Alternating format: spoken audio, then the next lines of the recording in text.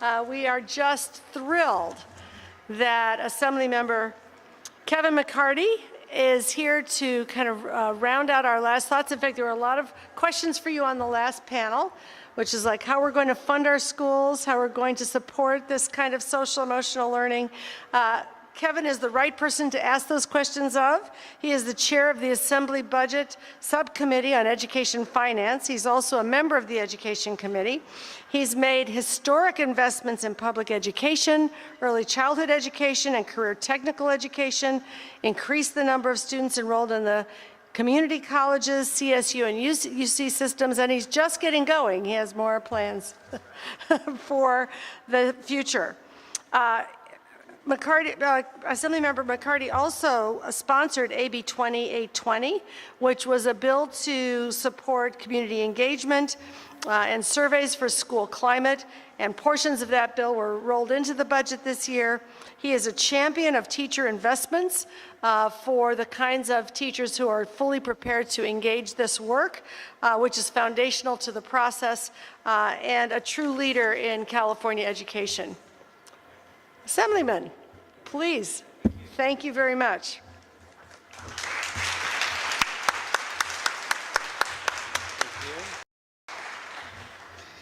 Thank you very much, Linda, for that introduction and for your work in this policy research on education, not just on this topic, but on the teacher training workforce. We did a major lift in this year's budget dealing with teacher residency programs, kind of like AmeriCorps type programs, but for the teacher workforce. And so we have $75 million in the state budget this year.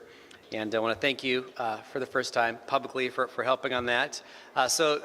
Good to be here at the end of your conference. And is it 2 day or 1 day?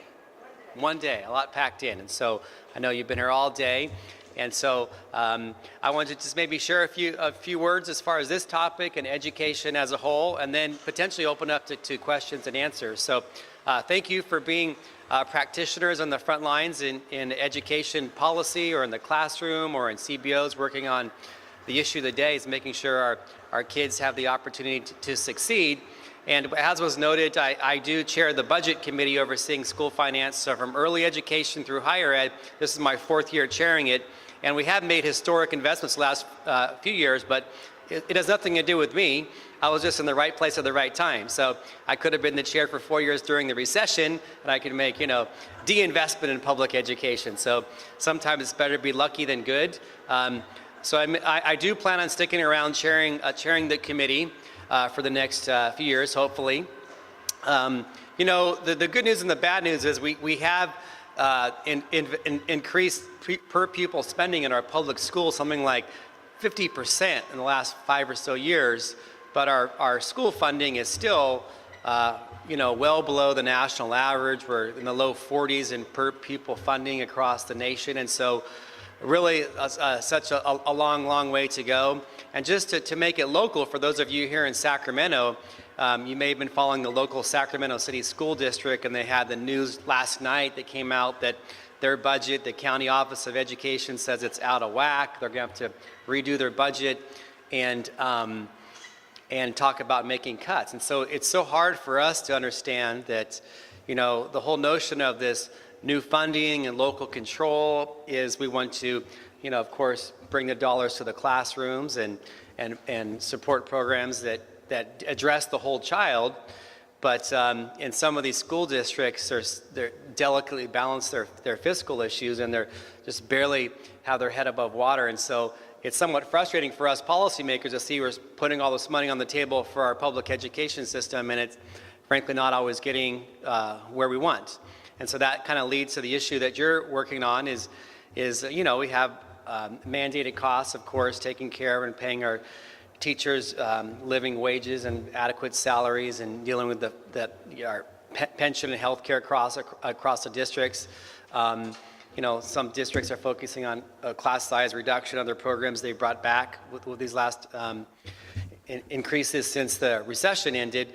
But there are other issues that we want to look at, and I applaud you all for looking at it's not just what happens in the classroom between 9 and 3, and there's so many other issues related to a child when they go home, their health issues, their family issues, access to early education before it started. So many of these pieces are part of the puzzle, and that's what we're trying to look at. And I know that having adequate information and data from the surveys is very, very important. And what's one of the big things I'm focused on is community engagement. I know the first year that I was chairing the committee, right when LCFF was being implemented, there was one school district that sent out a flyer about the LCAP and community surveys and had like a baseball hat on there. And literally parents thought it was like a Little League sign-up thing. And so how you talk to people is different in different communities. And some people, you know, the language barriers are tremendous, cultural differences. And those are probably the same communities where we have some challenges with student success and, you know, making sure that we have equitable programs to help all students succeed. And so we really need to redouble our efforts to make sure we're properly engaging with parents, community leaders, and students to focus on what's happening in the school so we can, you know, get information to figure out where the changes need to be made. And so whether it's policy groups like yours or others that come up with recommendations for us, many times they're driven by data and information, helps us make the better decisions. And so that is certainly something that we'll be looking going forward towards the future. Just in general, the bigger picture for education, I'm very optimistic that we'll be able to continue to make significant investments in public education in California. We have a new governor coming in, and the last governor has been a big supporter of public education and putting more money on the table. But this governor is talking about the probable next governor of California. I don't know, but I haven't read John Cox's education plan. But Governor Newsom, if he becomes governor, is talking about tax reform at the ballots, and there's a measure already that's getting signatures for the ballot for 2020, the split roll for property taxes, and potentially that could bring in several billion new dollars in our coffers in the state. Of course, 40% goes to public education. There are some other things on the table for tax reform as well. I'm optimistic that and the growing economy, which is still doing well here in California. I know there's some signs, and the governor keeps saying recession's around the corner, but you know, right now it's looking pretty solid. And the last year's budget, the governor spent so much on one-time money that just by simple mathematics, that money is going to be on the table this year for ongoing. So I would assume that there will be a very robust budget that the new governor proposes for public education spending. So in addition to just generally going out and increasing the LCFF allocations for school districts, we want to look at ways that we can strategically address the opportunity gap and the inequities in our public education system. And this conversation today is part of the equation. So again, thank you for allowing me to come here towards the tail end of your conference. And I guess you said you had some questions earlier in the last panel, so maybe I can entertain some of those if anybody has any. Thank you.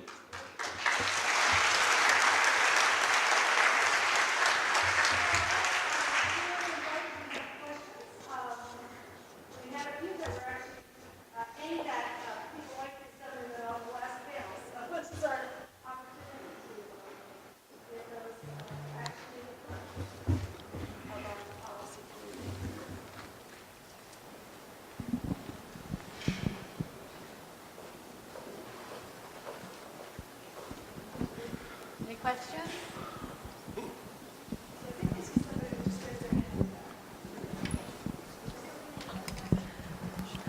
So as you as a legislator have certainly seen that Proposition 98 creates a ceiling around K-14 funding as opposed to the floor it was supposed to be.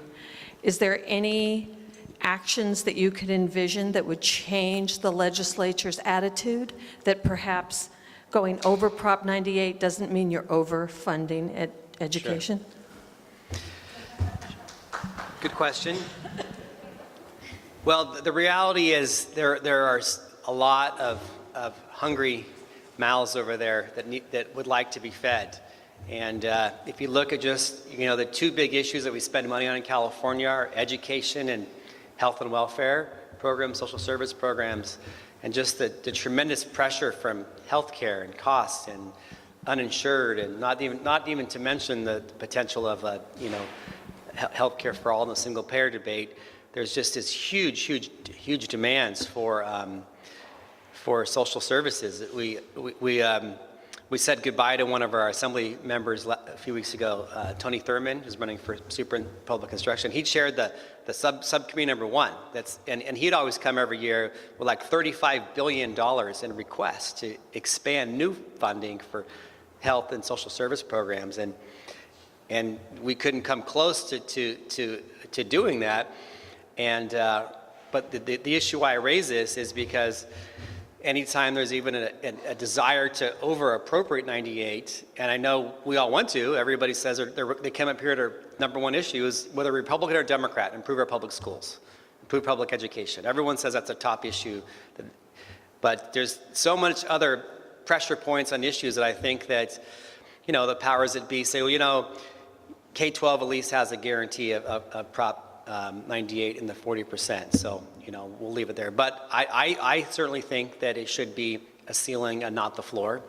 And we'll continue to push that. I think that there's, strong advocates out there that could keep pointing that California spends more and more on education, and our numbers compared to some other states that have, better outcomes, New Jersey, New York, Illinois, how much they spend per student, and similar demographics.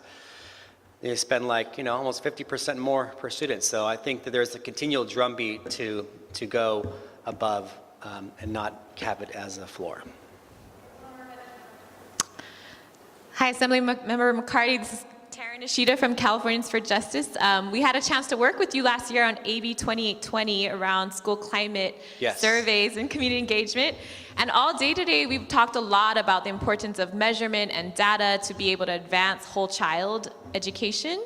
I'm just curious, you were with us in that battle to try to get the school climate surveys. What could we do differently in the coming years to really get over the hurdle?